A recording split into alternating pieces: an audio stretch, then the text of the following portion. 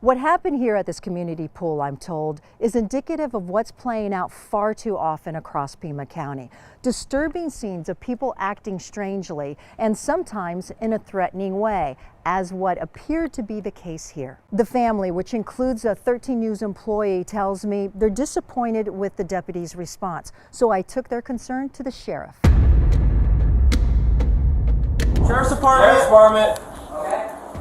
Anybody coming out talking with us and nothing in your hands? The man inside that pool restroom is about to be questioned by Pima County Sheriff's deputies. They responded to a 911 call from a family who set out to go for a swim in their neighborhood community pool back in September. But the moment they approached the gate, we were terrified to see a man in the pool only wearing his underwear. and crazy moves, all this stuff. This father of a young child doesn't want to be revealed, but he described what he saw in the man's hand. It was an axe, looked like almost like a throwing axe, where it had it was double-sided, it looked like to me. The man, he says, turned. He saw us, he was waving his axe like this, crazy. There was just rage in his face. And the motions were just nonstop, like the energy he had was crazy. Our assumption was, hey, if you come in here, you're gonna get hatcheted to death. That was kind of the message received. The family didn't enter. They instead called 911. 5 Pima County deputies showed up in less than 10 minutes with air support on the way. One of the deputies begins a search around the pool. He spots the black axe in the pool on the steps. They said you wanted an axe, so. Don't shoot me. One in the pool? Yeah. So is that your axe? Yeah, but it's just because I was washing it off. It wasn't anything like I was trying to do anything crazy with it. I sat down with Sheriff Chris Nanos to view the recordings. The incident report reveals a deputy recognized the man, having dealt with him before. I just got it. It was brand new. And you needed to wash it already? Well, it was rusty and dirty kind of, you know what I mean? The report shows the man said he was cleaning the axe. Do you believe that? No, I saw it, he wasn't cleaning. More questions are asked by a deputy who gets him to sit on the curb. He's de-escalating it. He's trying to keep the kid calm. I'm somewhat pleased with in the way they handled that they didn't go in there stormtrooping. One of the deputies described the man as very fidgety and could not sit still. You want to hurt yourself or hurt others? No, dude, no. I'm not that kind of person. I think by just some of their questions, you can see they definitely have some concerns about his mental state.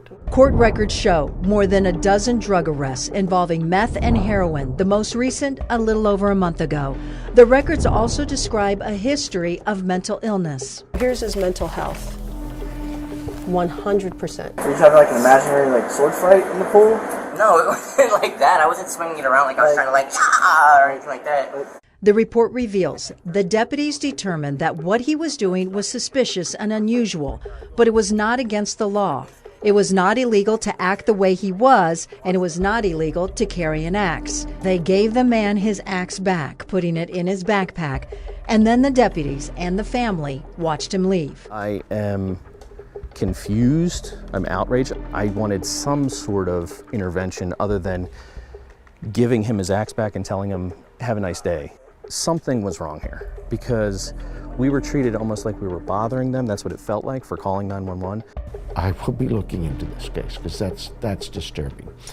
This gentleman who said, why would I call? The sheriff says he relies on people to call 911. On anything you think that is out of sorts. Nanos said to be fair to his deputies, he needed to look into why the decision was made to let the man go. In this case, if he's a drug abuser and he's just under the influence, why would I leave him in that condition if he's truly under the influence? And give him an axe back and walk away. Yeah, there's a lot there you've alerted me to, but that may have been the best solution. Were there other solutions available to them? Absolutely. The sheriff says he doesn't second-guess his deputies, but he laid out for us the options available to them. We'll reveal that on Thursday, as well as this felon's litany of charges spanning more than a decade. Valerie Cavazos, 13 News Investigates.